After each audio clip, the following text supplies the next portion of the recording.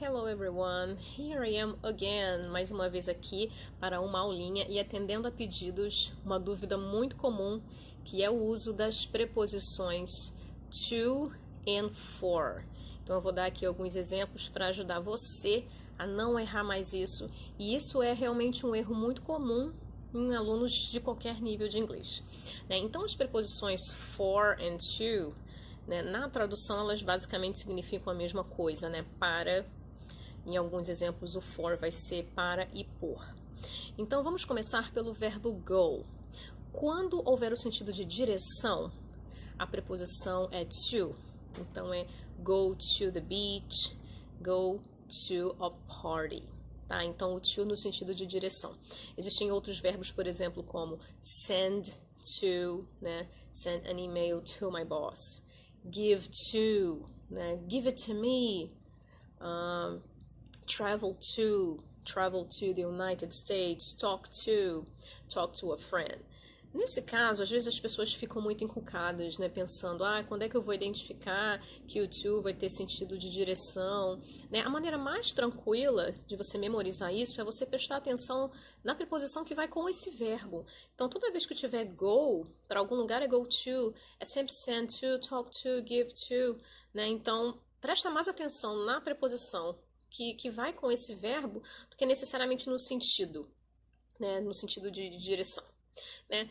Na mesma coisa o for, existem alguns verbos que sempre vão ser acompanhados de for, né? Como wait for a bus, hope for the best, né? Pay for a meal. Então, nesses casos, esses verbos vão estar acompanhados da preposição for. E eu acho que nesse caso é mais produtivo você prestar mais atenção no verbo do que você ficar pensando no sentido. Voltando para o go, né, vamos ver duas exceções quando é que o go não tem preposição e quando ele é usado com a preposição for. Então, por exemplo, na expressão go home, não tem preposição nenhuma, porque com a palavra home, o go não tem preposição. Então, você pode falar go to the company, mas aí você tem que falar go home, não pode falar go to home, tá errado. E existe também a expressão go for it, que é quando você está querendo encorajar alguém, né, dar uma palavra de incentivo, uma pessoa está querendo começar um projeto novo e aí você quer dar uma força para a pessoa, isso mesmo, vai lá, né, go for it, né, você consegue. Então, uma expressão que é só uma expressão, uma exceção, né, uma expressão com o go junto com o for.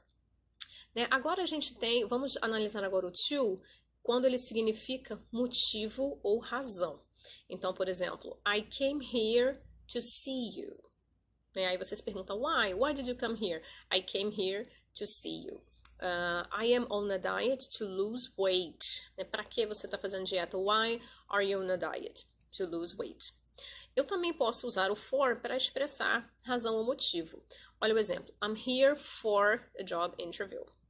We are meeting for some coffee. Notem que, nos exemplos que eu dei com o to, todos eles, né, tinham verbos depois do to. Né? Again, I came here to see you. See é um verbo, tá? Depois do to. I am on a diet to lose weight. Para perder peso. Olha o verbo aí depois do to. E já no exemplo com for, depois do for, expressando motivo, não tem verbo. I'm here for a job interview, né? Job interview não é um verbo. E we're meeting for some coffee.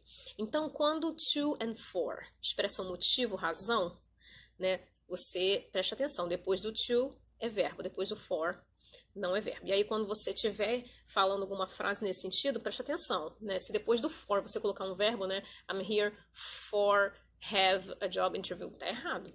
Então, você não pode colocar o verbo depois do for. Né? Uma outra função também do for, né, para expressar a função de alguma coisa. Por exemplo, aí tem aquela pergunta, né? What is it for? Para que serve isso? Ou então, para que você está fazendo isso? What for? Então, por exemplo, pen, a caneta. What is a pen for?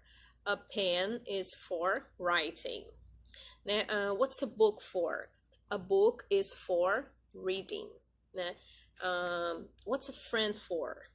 A friend is for helping you out. Então, nesse caso, você vai ver que existe um verbo com a forma do ing depois do for. Nesse caso específico, expressa função. Né? A pen is for writing, porque writing é atividade de escrever. Então, expressa uma função. Então, quando você for usar o for no sentido de função, você coloca o verbo com ing porque ele é uma atividade, né? E aí tem agora no final, né, duas frases também que são parecidíssimas, mas têm sentidos totalmente diferentes, que é do it for me e do it to me. O do it for me é um favor que você está pedindo para alguém, né? Você pediu para alguém, sei lá, fazer um relatório para você, mandar um relatório para você. Can you please do it for me? Né? Faz para mim, um favor para mim. E do it to me geralmente tem um sentido negativo, de alguém que está fazendo alguma coisa para te prejudicar, né? Então, se alguém lá no trabalho fez alguma coisa que você acha que te prejudicou, né? Sei lá, te dedurou aí porque você chegou atrasado. Aí você pode perguntar, why did you do it to me? Né? O que eu fiz pra você fazer isso pra mim, né? Fazer isso comigo? Seria mais o sentido de fazer isso comigo, né? Você tem 2 filhos pequenos e aí o irmão mais velho tá lá maltratando a irmã mais nova, né? Muito comum. Aí você vai e fala, don't do it to your little sister. Não faz isso com a sua irmã. Don't do it to your little sister. Então, o for, né? Do it for me é um favor, and don't do it to me, não faça isso comigo para me prejudicar, tá? Agora, como é que a gente faz para memorizar isso, né? Ai, são tantos exemplos diferentes e tal. Eu acho que a melhor maneira de você memorizar isso é você pegar essas expressões com os verbos e com as suas funções e fazer frases realistas, de modo que você consiga colocar isso na sua realidade e possa se relacionar.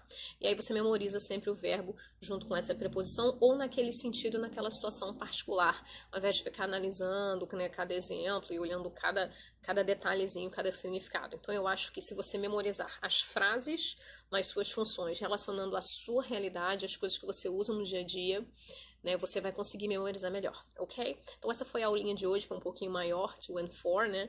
Esses foram apenas alguns exemplos básicos, existem outros, mas eu acho que para início de conversa tá ótimo. Eu acho que você seguindo esses exemplos e fazendo seus próprios exemplos, você vai conseguir memorizar, ok? Thank you very much for your time, muito obrigada pela atenção de vocês. Eu espero que eu tenha ajudado e até a próxima.